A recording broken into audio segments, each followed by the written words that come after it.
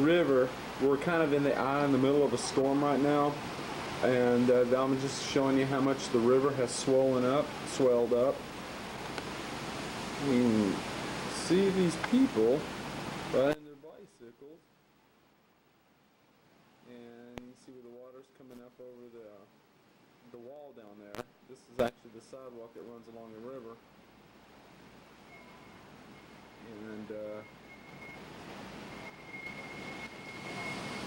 and they closed the floodgates so the water wouldn't go into the canals over there. And it's real peaceful right now because we're in the eye in the middle of this hurricane.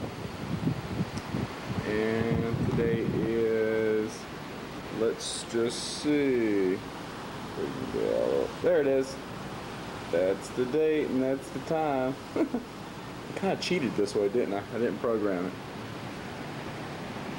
And when we get out of the eye, we'll show you some more later during the storm. Yay! That sounds so stupid.